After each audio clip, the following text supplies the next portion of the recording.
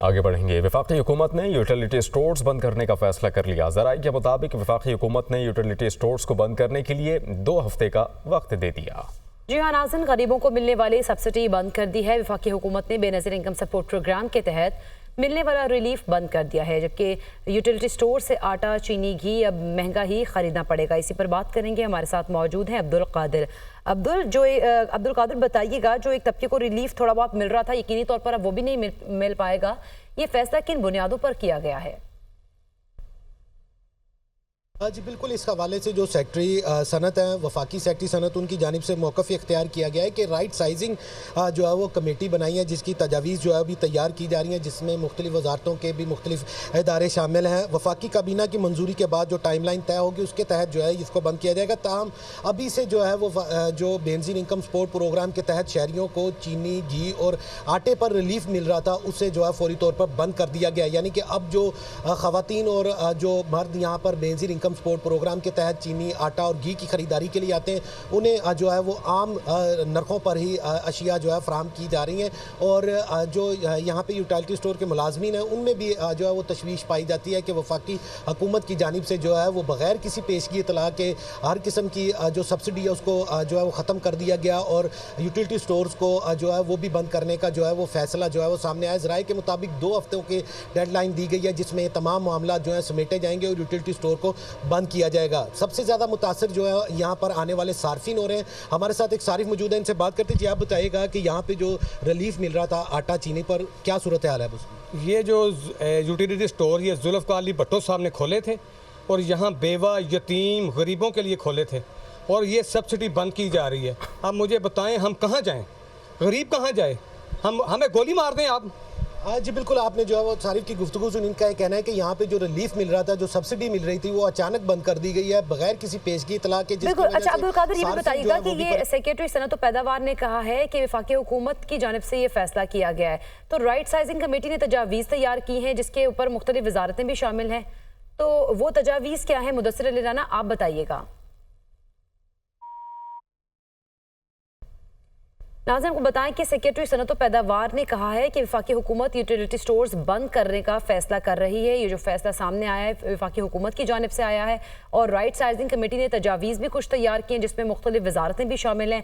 पैसे ना होने के बायस ये फैसला किया जा रहा है, जबकि वफाकी काबीना की मंजूरी के बाद जो टाइम लाइन तय होगी उसके मुताबिक स्टोर्स बंद हो जाएंगे और राइट साइजिंग कमेटी की दीगर इदारों को बंद करने की तजवीज़ की हतमी मंजूरी वफाकी काबीना ही देगी। आपको बताया कि सेक्रेटरी सनत और पैदावार ने कहा है कि यूटिलिटी स्टोर्स बंद करने का फैसला वफाकी हुकूमत कर रही है और इसके अंदर कुछ तजावीज़ भी सामने आई हैं। राइट साइजिंग के लिए कमेटी जो है वो तजावीज़ तैयार करेगी और मुख्तलिफ वजारतें भी शामिल होंगी, जबकि पैसे ना होने के बायस ये फैसला करना पड़ रहा है। जो कि सब्सिडी आवाम को मिल रही थी, अब वो भी नहीं मिलेगी। बहुत शुक्रिया अब्दुल कादिर, आप हमें इस बारे आगाह कर रहे थे।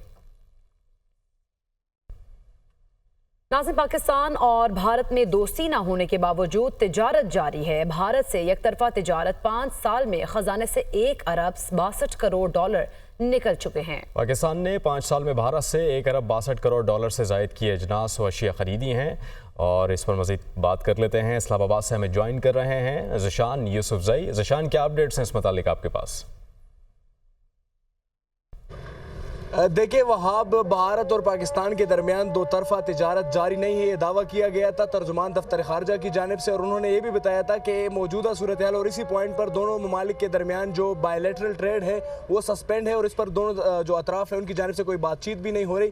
लेकिन दस्तावेज़ात में ये बात सामने आई है कि गुज़िश्ता 5 सालों में पाकिस्तान ने भारत से 1 अरब 62 करोड़ डॉलर्स की जो है वो अशिया बरामद की गई है और मेरे साथ जो दस्तावेज़ात इस वक्त मौजूद हैं, अगर मैं आपके साथ तफसीलात शेयर करूँ तो उसमें बताया गया है कि साल 2019 और 20 में तकरीबन 38 करोड़ जो डॉलर्स है उसके अशिया बरामद की गई। इसी तरह साल 2021 20 और 21 के दौरान 32 करोड़ और साल 2022-23 में 27 करोड़, साल 2023 और 24 में जो है वो भी 27 करोड़ और 80 लाख जो डॉलर्स है उसके अशिया बरामद की गई है। और ज़राए ने ये बताया है कि भारत से जो अद्वियात जो तैयार होती है उसका खाम माल पाकिस्तान बरामद करता है। इस तरह और भी अशिया इसमें शामिल है, लेकिन तर्जुमान दफ्तर खारजा ने यही दावा किया था कि बायलैटरल ट्रेड जारी नहीं है। लेकिन दस्तावेज़ात में ये बात सामने आई है कि गुज़िश्ता 5 सालों के दौरान 1 अरब और 62 करोड़ जो है वो सिर्फ हमने इंपोर्ट किया है और भारत को उसके बदले। ठीक है ज़शान, पाक भारत तिजारत से मुतालिक आप हमें तफसीली अपडेट कर रहे थे, बहुत शुक्रिया।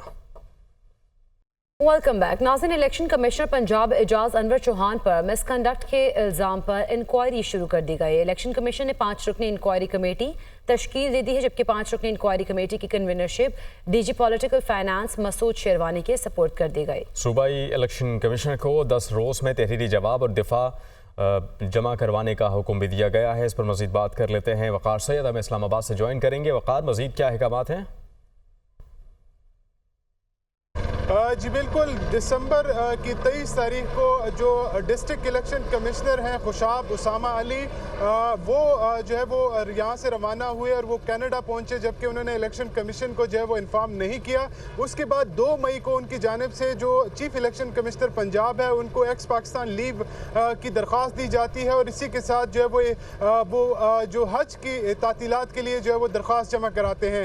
जो चीफ इलेक्शन कमिश्नर पंजाब हैं एजाज चौहान, उन पर ये इल्ज़ाम है कि उन्होंने जो उसामा अली को जो है फैसिलिटेट किया और उन्होंने जो सुपरवाइजरी का उनका किरदार था वो उसमें गफलत के मुर्तकिब पाए गए हैं। जबकि जो इलेक्शन कमीशन का हुक्मनामा है उसके मुताबिक एजाज चौहान जो है वो इस चीज़ के पाबंद थे कि वो इलेक्शन कमीशन को बर वक्त आगाह करते, लेकिन हज से मुतलिक जो एप्लीकेशन थी वो चीफ जो इलेक्शन कमिश्नर पंजाब है उनको 2 मई को मसूल हुई और उन्होंने इलेक्शन कमीशन सेक्रेटरीट को 17 मई को जो है वो आगाह किया गया है। ये इल्ज़ामात है, इसकी बुनियाद पर जो है वो इलेक्शन कमीशन ने अव्वल तो एजाज चौहान को जो है वो मुअत्तल किया, लेकिन फिर फौरी बाद ही जो है वो उनको दोबारा ड्यूटीज़ पर बहाल कर दिया है। लेकिन अब जो है वो जो ये हुक्मनामा जारी किया गया है उसके मुताबिक 5 रुकनी ठीक है वक़ार, आप हमें इस मुतालिक अपडेट कर रहे थे, बहुत शुक्रिया। आगे बढ़ेंगे। पंजाब ग्रुप ऑफ कॉलेजेस तालीम के मैदान में फिर से आगे। अरूबा आसिफ ने वफाकी तालीमी बोर्ड में प्री मेडिकल ग्रुप में टॉप कर लिया। कॉमर्स और ह्यूमैनिटेरियन ग्रुप में भी पंजाब कॉलेज सबसे आगे है। हरीम जदून इस वक्त पोजीशन होल्डर्स तलबा के साथ ही मौजूद हैं, उनसे जानेंगे। जी हरीम, बताइएगा क्या कहना है इनका? जी देखिए, पंजाब ग्रुप ऑफ कॉलेजेस तालीम के मैदान में एक बार फिर से बाजी ले गया है। हमारे साथ कुछ तलबा मौजूद हैं जिन्होंने फर्स्ट ईयर सेकेंड ईयर के इम्तहानात में पहली और दूसरी तीसरी पोजीशंस जो हैं वो हासिल की हैं। हमारे साथ मौजूद हैं जिन्होंने ओवरऑल बोर्ड में टॉप किया है। अरूबा इनका नाम है, इनसे बात कर लेते हैं। वैसे इतनी पढ़ाई मैंने की नहीं है, मेरे साथ जितने भी थे कॉलेज में वो भी मुझसे रूटीन पूछते थे कि मैं कैसे पढ़ती हूँ, बट मेरी ऐसे कोई रूटीन नहीं है, ना ही मैंने कभी इतना ज़्यादा पढ़ा, सिर्फ अल्लाह का करम है और मैं यहाँ पे। अच्छा, अमूमन कहा जाता है कि लड़कियां जो है वो तालीम के मैदान में आगे हैं, लड़के नहीं पढ़ते, लेकिन हमारे साथ एक ऐसे नौजवान मौजूद हैं जिन्होंने कॉमर्स ग्रुप में फर्स्ट पोजीशन ली है। आप बताइएगा कैसी फीलिंग्स है और आप जो है किस तरह की आपकी रूटीन रही है एग्जाम्स में? आई डोंट थिंक इतनी फीलिंग, अगर मैं ना आती ना तो उसका दुख ज़्यादा होता। बेसिकली मैं ये कहना चाह रहा हूँ। बाकी पढ़ाई के लिहाज से पंजाब कॉलेज में I am from blue area campus right, उधर आपके आई थिंक टीचर्स जो मुझे वहाँ पे मिले हैं, I haven't found in any department yet, and मुझे हर किस्म की फैसिलिटीज़ थी वहाँ पे। I got access to libraries, books, everything, after hours teachers. एक और बच्ची हमारे साथ मौजूद है जिन्होंने तीसरी पोजीशन हासिल की है ह्यूमैनिटीज़ ग्रुप में। आप बताइएगा क्या कहना चाहेंगी, आगे के फ्यूचर प्लान्स क्या है? सबसे पहले तो मैं अल्लाह ताला का शुक्र अदा करती हूँ कि अपने टीचर्स एंड प्रिंसिपल का, जिन्होंने हमारे साथ बहुत ज़्यादा कंट्रीब्यूट किया, बहुत सपोर्ट दी और हमें हमेशा मोटिवेट किया पोजीशन लेने के लिए। My aspires to become a chartered accountant in future and इंशाल्लाह I hope so I will secure good grades in that as well इंशाल्लाह। जी बिल्कुल, पंजाब ग्रुप ऑफ कॉलेजेस के तलबा हमारे साथ मौजूद है। कुछ डॉक्टर्स बनना चाहते हैं तो कोई चार्टर्ड अकाउंटेंट बनना चाहता है। मेरा पंजाब ग्रुप ऑफ कॉलेजेस ने एक बार फिर से साबित कर दिया है कि तालीम के मैदान में ये किसी से पीछे नहीं है। जी और नाज़रीन, आगे बढ़ते आपको बताएं कि हैदराबाद में 2 साला बच्ची में पोलियो वायरस की तस्दीक हो गई है। इंसदादे पोलियो प्रोग्राम के मुताबिक रवां साल का 16वां पोलियो केस रिपोर्ट हुआ है। इस पर मज़ीद बात कर लेते हैं। इस्लामाबाद में ज्वाइन करेंगे फौजिया अली, इस्लामाबाद से ज्वाइन कर रही हैं। फौजिया, अपडेट कीजिएगा इस मुतालिक। जी बिल्कुल, पोलियो केसेस में इजाफा देखने में आ रहा है और हम देख रहे हैं कि रवां साल जो है वो 16वां पोलियो केस जो है वो सामने आया है। जो 29 माह की बच्ची है, हैदराबाद से उसका ताल्लुक है, उसमें पोलियो वायरस की तस्दीक हुई है।